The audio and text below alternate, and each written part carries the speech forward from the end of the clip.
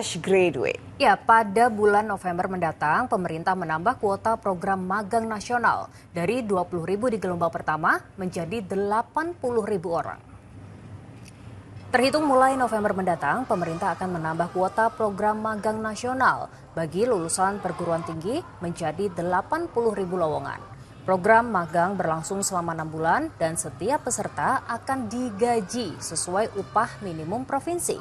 Menurut Menko Perekonomian Erlangga Hartarto, sudah ada lebih dari 1.600 perusahaan yang mengikuti program magang nasional. Selain untuk mengurangi pengangguran, menurut Erlangga, program magang nasional juga ditujukan untuk memberikan pengalaman kerja bagi lulusan perguruan tinggi. Peserta magang ini gelombang pertama sebanyak 20.000 orang dan ini sudah dibuka dan mulai bekerja tanggal 20 Oktober ini. Kemudian bulan depan akan dibuka kembali dan ditingkatkan menjadi 80.000 peserta magang dan seluruh peserta magang diberikan uang saku per bulan yang besarannya sama dengan uang saku daerah, kabupaten, dan kota. Per hari ini jumlah perusahaan yang mendaftarkan dan menyiapkan posisi kerja ada 1.666 perusahaan. Posisi yang ditawarkan adalah 26.181 lowongan dan jumlah pelamarnya adalah 156.159 orang. Penanganan kasus kebocoran radioaktif cesium 137 di kawasan industri Cikande, Serang, Banten terus bergulir. Hingga Jumat, sebagian besar lokasi pabrik telah didekontaminasi dan dinyatakan bersih dari paparan radioaktif melibatkan Satgas Gabungan. Mengenakan alat pelindung diri lengkap dan bermodal alat deteksi radioaktif, tim Detasmen Zeni Nuklir Biologi dan Kimia Angkatan Darat menyisir kawasan industri Cikande, Serang sepanjang hari Jumat. Personel Detasmen Zeni Nubika TNI AD merupakan salah satu unsur dari Satgas Penanganan Kasus Kebocoran Radioaktif Cesium 137 atau CA137 di kawasan terpapar. Total 28 personel diterjunkan sejak 4 hari lalu. Mereka terdiri dari tim pokok, tim deteksi, serta tim dekontaminasi. Dekontaminasi inilah yang jadi prioritas bersama. Para personel juga dilengkapi peralatan mumpuni seperti 6 set alat deteksi radiasi serta 1 unit mobil dekontaminasi.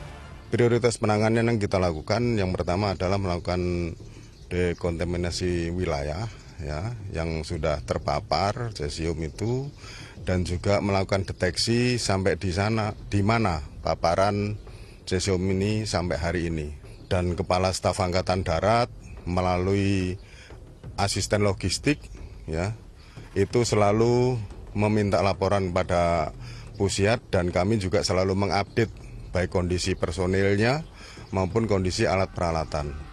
Dan alat-alat yang selama ini didukung sudah memenuhi syarat. Berdasarkan laporan Satgas di lokasi, hingga Jumat pagi sebagian besar pabrik yang terdampak telah dinyatakan bersih.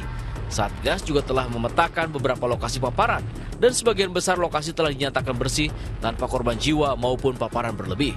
Kita udah jelas, untuk fasilitas ini harus selesai dalam hari ini. Ini semua selesai, insya Allah mungkin Sabtu atau Minggu saya akan rapat di Cikande untuk menjelaskan ini. Tapi hari ini semua segel yang terkait dengan radio nuklir telah dinyatakan selesai dan dicabut karena 22 itu sudah selesai dilakukan dekontaminasi, kecuali beberapa perusahaan yang ada kasus hukum dari lingkungan itu tetap jalan. Tetapi untuk proses radiasinya sudah selesai hari ini.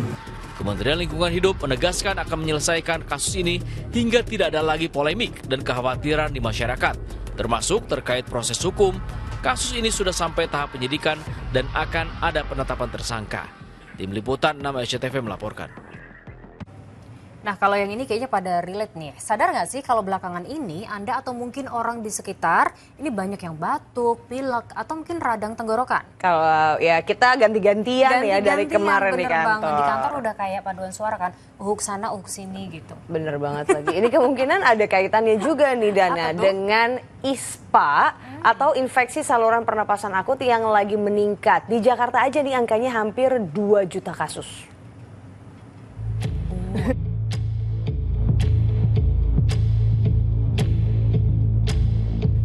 Dinas Kesehatan Provinsi Jakarta melaporkan sebanyak 1,9 juta kasus infeksi saluran pernapasan akut atau ISPA terjadi di wilayah Jakarta sejak awal Januari hingga Oktober 2025. Lonjakan kasus ini mulai signifikan sejak bulan Juli 2025. Penyebabnya mulai dari kualitas udara yang memburuk hingga anomali cuaca berupa musim kemarau basah yang terjadi sepanjang tahun ini.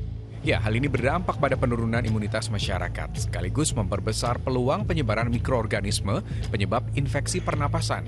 Sejauh ini untuk kasus ISPA masih sesuai dengan polanya. Jadi ketika memang iklim cuaca cenderung seperti sekarang, kasusnya biasanya agak naik. Tapi sejauh ini nggak sangat signifikan, jadi masih di dalam kendali dan kita selalu melakukan monitoring itu. Intinya adalah Vaskes yang ada di seluruh DKI, 292 pustu, 44 puskesmas, kami siap di puskesmas kecamatan pun udah 24 jam sehingga ketika warga memang merasakan gejala silahkan berobat ke puskesmas, ke Vaskes sehingga bisa dilakukan deteksi dini terhadap penyakit apapun. Penyakit pernapasan ini termasuk dalam kategori sangat mudah menular hanya melalui percikan droplet dan partikel melalui perantara udara. Abdul Haris melaporkan dari Jakarta. Tapi setuju banget sih Dana, memang di musim pancaroba seperti ini kita harus semakin menjaga kesehatan. Karena di waktu-waktu ini penyakit tuh mirip influenza aja semakin marak gitu. Iya, tapi meski makin marak nih Hanum, Wakil Menteri Kesehatan Dante Saxono Harbuono bilang tren penyakit ini tidak meningkat dari tahun lalu.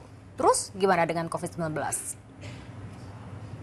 Ini naik nih, nggak benar. Karena dibandingkan dengan tahun yang lalu, ternyata trennya segitu-segitu aja. Sama kalau sekarang ada yang sakit flu, sama karena pergantian musim di negara-negara yang musim dingin itu modelnya kayak gitu. Itu masalah di negara musim dingin. Di tempat kita sama kok. Belum ada peningkatan kasus influenza-like illness atau ILI tadi yang berpotensi untuk menyebabkan peningkatan yang cukup signifikan dibandingkan tahun sebelumnya. Sekarang yang dominan influenza tipe A, tidak ada varian baru, tidak ada COVID, tidak ada H1N1. Seorang warga meninggal dunia dan 4 lainnya terluka diduga ditembak kelompok kriminal bersenjata di Kabupaten Nabire,